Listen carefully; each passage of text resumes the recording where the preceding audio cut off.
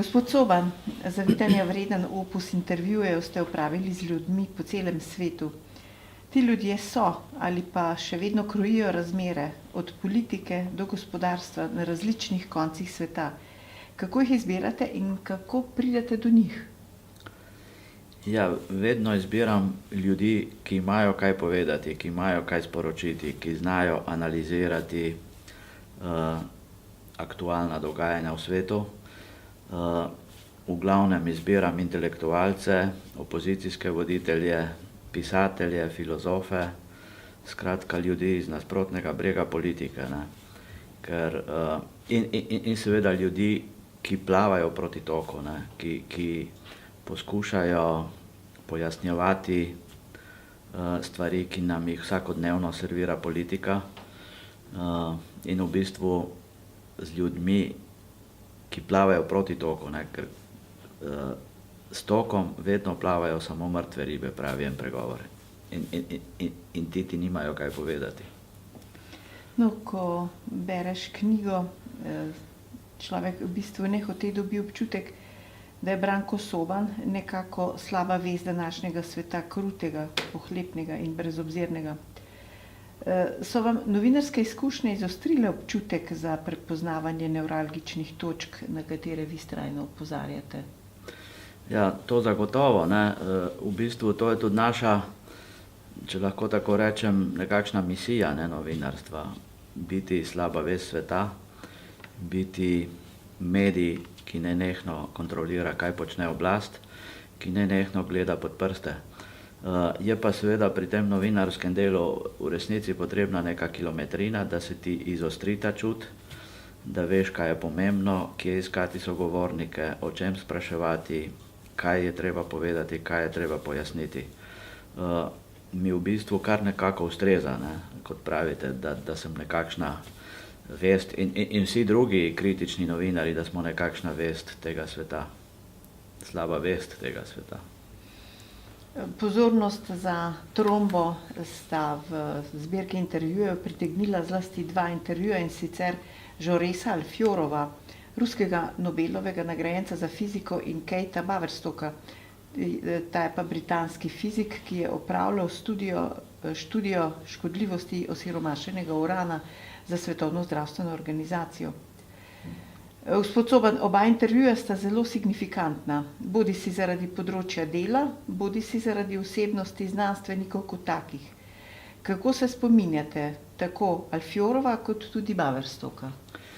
Ja, srečanje z obema je bilo v bistvu izjemno, ker sta pač izjemna človeka. Ne srečaš vsak dan takih ljudi. Jores Alfiorov, z njim sem se pogovarjal ravno v času, ko je dobil Nobelovo nagrado. Je v bistvu, odvisno z katere strani gledamo, je v bistvu zadnji ruski Nobelovec prejšnjega tisočletja ali pa prvi Nobelovec tega novega tisočletja. Zgodilo se je ravno na prelomu. Jores Alfiorov, ki dela v Fizikalno-tehničnem inštitutu s kratico FIZTEH v Sankt Peterburgu, je v bistvu takrat bil izjemno zaseden. Do njega bi prišel izjemno težko, če ne bi bilo pomoči Miloša Pavčiča, velikega slovenskega znanstvenika, ki je živel in umrl v Sovjetski zvezi, potem seveda v Rusiji. Bil je velik strokovnjak za gradnjo jezov. Zgradil je največje jezove v Sovjetski zvezi, bil je tudi idejni oče Asuanskega jezu in po njem se imenuje tudi formula, Pavčičeva formula za propustnost jezov. Se pravi, on mi je pomagal odpreti vrata k Joresu Alfiorovu, ki je bil takrat tiste dni v resnici oblegan z vseh strani. Vsi znanstveniki iz vsega sveta, nekdani sodelavci, prijatelji so mu hoteli neposredno čestitati za to veliko priznanje. Dogovorili smo se za 1 uro pogovora, ampak med nami se je stkala ena taka prijetna, topla, prijateljska vez, tako da se je tisti pogovor raztegnil na 1,5 ure in so že zunaj pred vrati živčno trkali naslednji gostje. Jores Alfiorov je delal v inštitutu, kjer je zaposlenih 2300 strokovnjakov, od tega več kot 1100 doktorjev znanosti. Ta inštitut, ki se imenuje po Joffeju, enem od začetnikov sovjetske fizike, je dal že 5 Nobelovcev. Jaurès Alfiorov je izjemno preprost človek, zna poljudno razložiti v bistvu, zakaj je dobil nagrado za polprevodnike in heterostrukture. Sam zdaj tega ne znam natančno pojasniti, zakaj gre, ampak on to zna povedati, ne? On to zna povedati in je tudi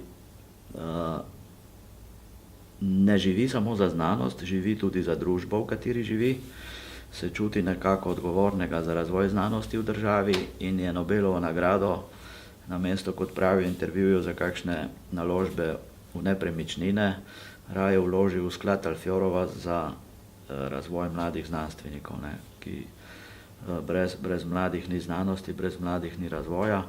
In ko sem ga vprašal, ali v ta njegov sklad lahko pridejo tudi mladi slovenski fiziki, ki jih zanima to področje, je rekel, vsekakor, moja fundacija je odprta za vse.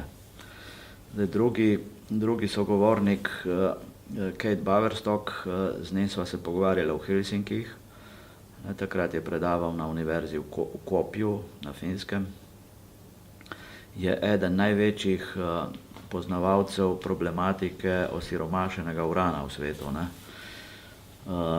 Mi o tem osiromašenem uranu vemo zelo malo, o tem se ne govori, to je nekakšna tabu tema našega časa, tudi zato, ker so Američani v vojni proti Iraku leta 2003 zmetali na Iran okrog 800 ton osiromašenega urana. Ogromno osiromašenega urana je padalo tudi v vojnah na Balkanu, zlasti potem v bombardiranju NATO in v vojni za Kosovo, vendar so te količine osiromašenega urana manjše na Balkanu kot v Iraku, ne. Problem v Iraku je tudi zato, ker zaradi puščavskega terena ta osiromašeni uran ne pronica v zemljo, ampak nekako ves čas lebdi, ne. Čim se dvigne ta puščavski prah, se hkrati z njim dvigne tudi ta osiromašeni uran, ki potem prodira v pljuča in povzroča bolezni, ne. Kate Baverstock je za Svetovno zdravstveno organizacijo, kjer je delal skoraj desetletje, pripravil poročilo o škodljivih učinkih osiromašenega urana, o njegovi toksičnosti in o njegovi genotoksičnosti, ker povzroča tudi genske spremembe v organizmu, vendar je Svetovna zdravstvena organizacija ta del njegovega poročila preprosto cenzurirala. Očitno so pritiski politike tudi v Svetovni zdravstveni organizaciji tako močni,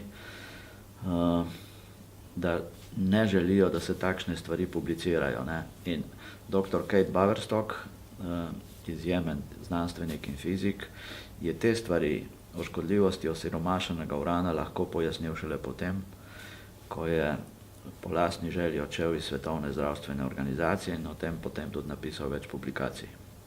Gospod Soban, hvala vam. Hvala za povabilo.